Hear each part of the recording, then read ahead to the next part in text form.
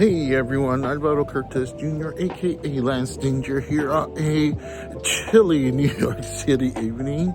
I'm on my way home, doing some errands and whatnot. And right now, I believe the Heat are about to probably finish their game tonight, but I didn't have time to record until now.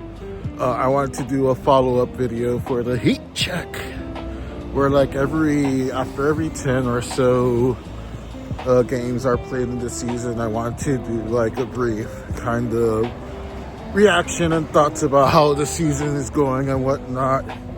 Honestly, I was preparing this to be kind of like a way to manage the trauma of how the season was gonna go, but 20 games in, the Heat, they're 13-7 and sitting pretty at 4th place in the Eastern Conference right now. I was shocked that they were I think 5th place last time I did this video. The fact that they're in 4th place now and Tyler Hero just came back. Khalil Ware is starting to play a lot more consistently, and Andrew Wiggins is starting to play a lot more consistently as well. Jamie Vasquez has stayed playing consistent. That they has been consistent. It's amazing. And they still haven't been able to resolve the Terry Rozier situation. That was the player I couldn't remember the name last video, Terry Rozier. So who knows what's gonna happen there. There's also rumors that the Clippers are going to buy out Brook Lopez's contract, and Miami would be a suitor for him if they do. I would wholeheartedly say yes, get Brook Lopez if he becomes available. Veteran, solid player, would be a fantastic backup. Miami needs more bigs. That's always a good thing. But man, of course the highlight of this 10-game stretch, Golden State, which I'm really disappointed in Golden State. I can't believe that this is the team that's being coached by a player that played along arguably the greatest athlete of all time in Michael Jordan. Back in the heyday of the 90s, where you wouldn't play, you would grind out those 82 games back then. He's on the forefront of doing so much time management and advocating for a shorter season, like 10 games less or something, which is bizarre to me, to be honest. So of course it was a back-to-back night where they were playing against the Magic, and they bench Curry, Green, and of course Jimmy Butler. A win is a win, don't get me wrong. I'm glad Miami won, but it would have meant more to me personally if at the very least 2 of those 3 played, especially Jimmy Butler. And then Jimmy Butler has to be such a punk at the end and not even greet his former teammates. He walked directly to the locker room when the game was finished. No class, in my opinion, doing stuff like that. You know, it's very unclassy, unprofessional, whatever you want to call it. If I wasn't disappointed before, I'm extremely disappointed now in Jimmy Butler's behavior. He could have beef with Pat Riley all he wants, or the organization, or that there's no real Heat culture, or that Golden State is so much better. Which, by the way, how's it going down there in Golden State? 11-10 in a very competitive Western Conference.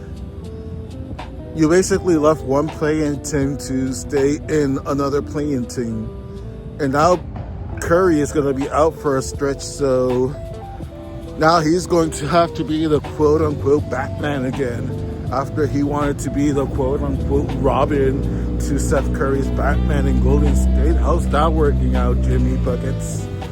Oh, yes, it's petty, but ooh, I'm enjoying this season for what it is.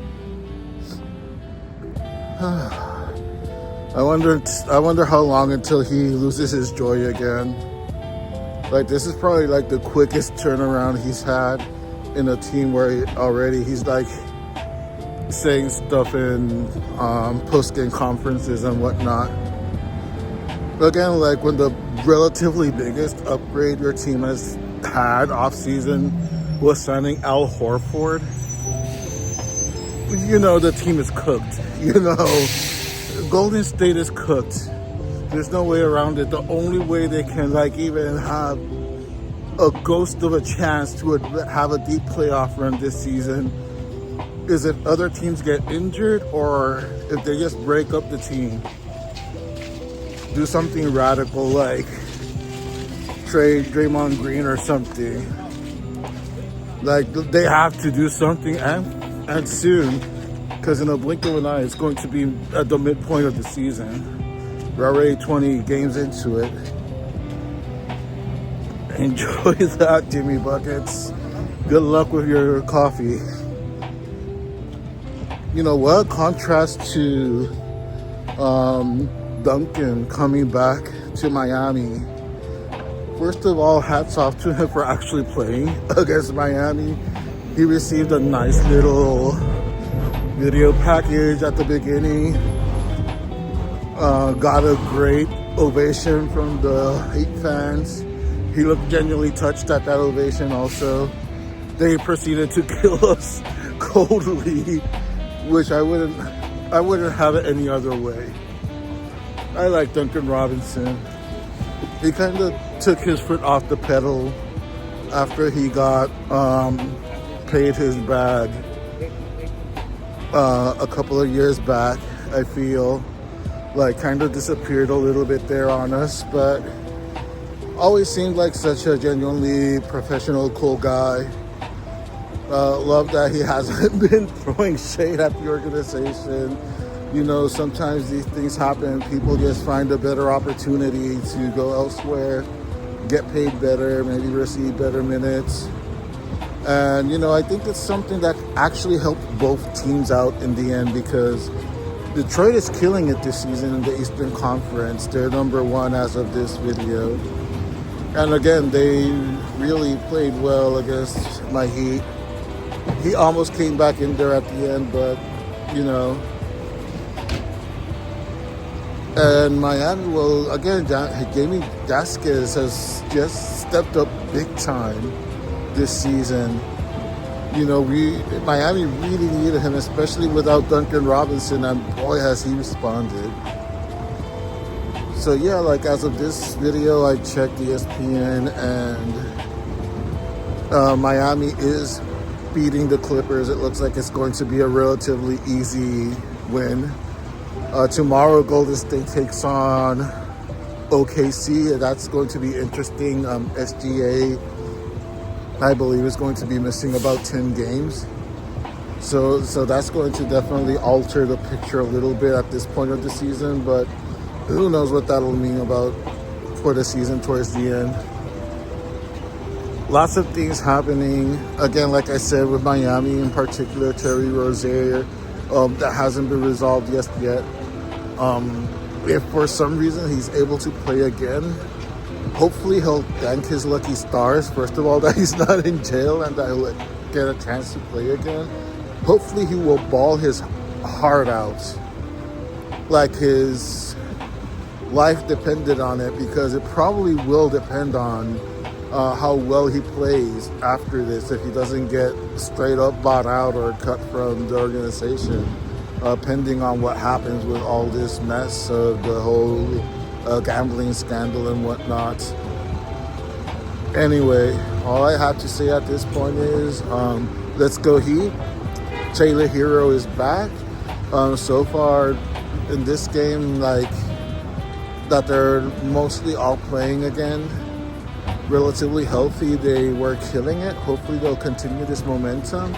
I don't expect a championship run or even like a big, deep playoff run from this team, but at the other On the other hand, I didn't expect him to be doing this well either. So,